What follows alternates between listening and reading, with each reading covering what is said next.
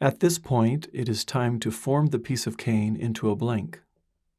To proceed, the cane should have a crease in the middle. This piece of cane already has a crease mark because it was shaped with a fold-over shaper. If I had used a straight shaper, there would not yet be a crease line.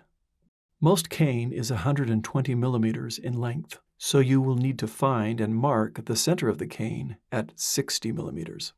Line up the middle of the cane with the edge of the ruler. To make the crease, gently press the cane and flatten it against the ruler.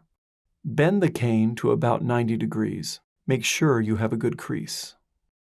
Next, we'll place the first wire. Take one end of the wire and wrap it 1.5 times around. Do the same with the other end. Start the twist with your fingers. Trim the wire if necessary. I use a left hand or counterclockwise twist because I am left-handed. You may twist in a clockwise direction if you are right-handed. It doesn't really matter as long as you are consistent. Check the wire's position before twisting too tight. The wire should be 1 to 2 millimeters from the collar, which is where the bark meets the blade. When tightening the wire, pull, then twist up.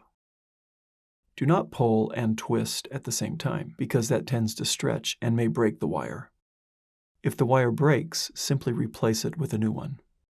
The wire is tight enough when you see small indentations form on both sides of the blank.